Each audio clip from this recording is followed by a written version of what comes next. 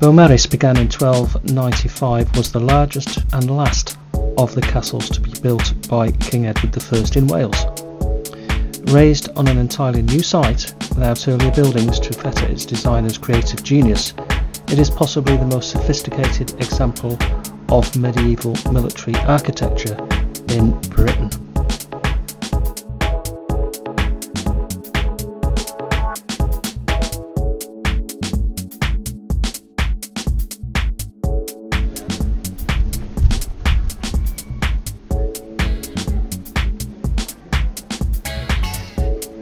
So, what do you think of this castle, Peter?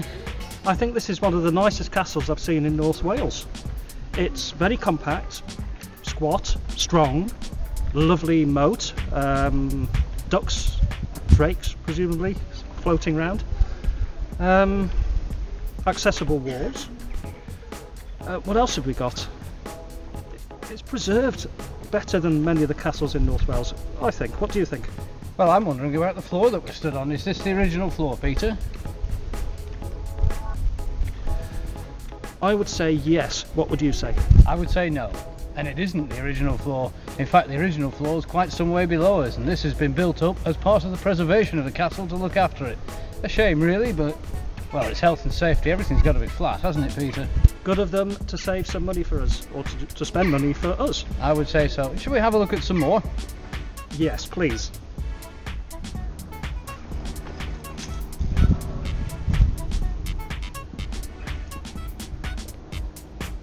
Yeah, it's an old fireplace, a big mantelpiece. Would have been very ornate in its time. Basically just a chimney, possibly where one of the lords would have his dinner in a dining room. A castle was almost certainly planned when King Edward visited Anglesey in 1283 and designated the Welsh town of Llanfaes to be its seat of government. At the time, resources were already stretched, and any such scheme was postponed. Then, in 1294–95, the Welsh rose in revolt under Madog ap Llywelyn. The rebels were crushed after an arduous winter campaign, and the decision was taken to proceed with a new castle in April 1295. The extent of English power is demonstrated by the fact that the entire native population of Llanfaes was forced to move to a newly established settlement named Newborough. The castle itself was begun on the Fair Marsh and was given the Norman French name Beaumaris.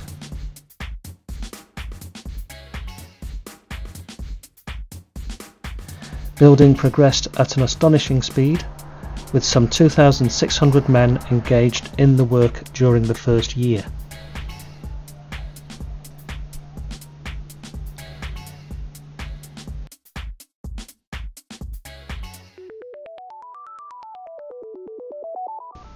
Ian, the castle keeper, was quite right. Freebies here. And look what I found, Denbigh Castle. I do encourage everyone to go and visit Denbigh Castle after visiting here. What's this discovery that you've made? Oh, the discovery, if we look at the plans, which we'll show you in a moment or two on the map behind us, is that of some underground passageways or tunnels leading through the castle keep and from one tower to another tower. All very exciting. Okay, I've discovered something also. Oh. Humanity and what they do. Oh, well, I mean, that's quite a political thing to say, isn't it? Well, let's have a look at the floor. Yes. Could have been worse. It could have been paid by taxpayers' money, like MPs' expenses.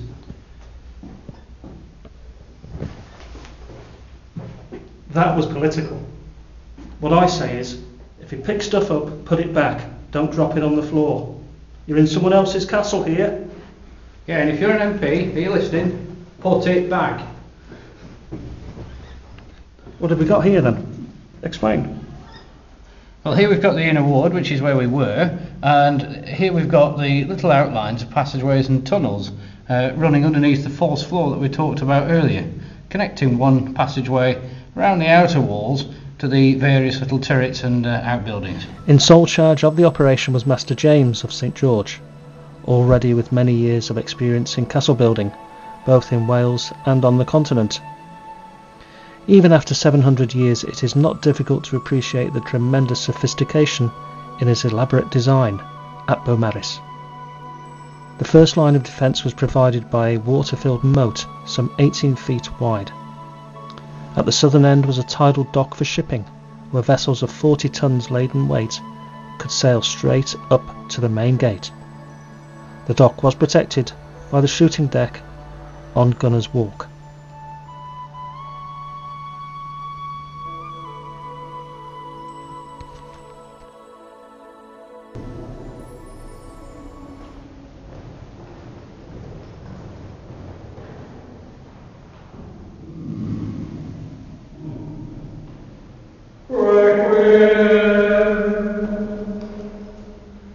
Well, Peter, this is a sanctum sanctorum? Well, it is for this castle anyway. The Holy of Holies. Oh yes, of course, the Holy of Holies. And it's where the prisoners may hear the last words of the priest before they were beheaded for their treachery and treason, isn't it? What sort of people are we talking about, treachery and treason? Oh, treacherous ones and treasonous ones. Okay. What about the Knights Templar and the... No, well, the Knights Templar were French. I mean, they weren't here, were they? I mean, this was an English castle in Wales. We wouldn't have French people here. French? No, no, monsieur. Wasn't Edward the First French? Edward was first. Well, he might have descended from the Norman kings back from Normandy in France, but hey, he was English. In Wales? Well, he was in Wales, yes. I mean, of course he was in Wales. That's a good thing, yes? Well, not if you're Welsh, no. I don't think they thought it was very good at all. I think we'd better get back to prayer. I think we should. Amen.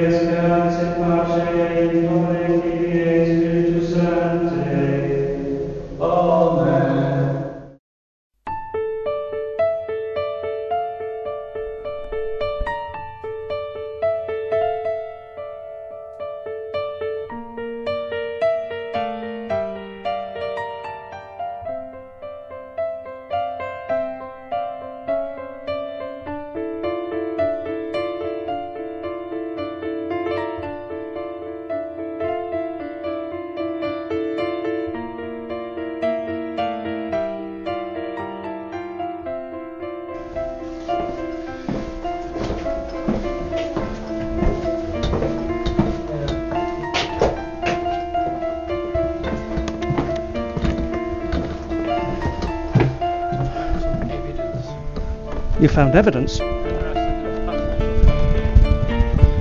where one of them would have come out. Look, there's the tunnel, the arch.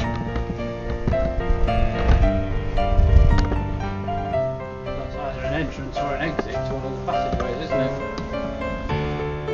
There is no other reason for an arch. Hello.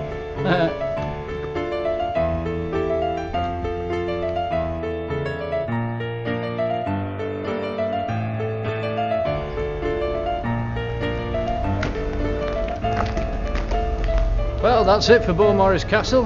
What did you think of that, Peter? I think it's an exceptional castle. Anyone who's in North Wales should come to Beaumaris or Beaumaris to come and have a look round the castle. Either. Or. And I think we should go into town now, have a look what else the town has got to offer. Yeah, let's leave the guys in the dungeon Until then.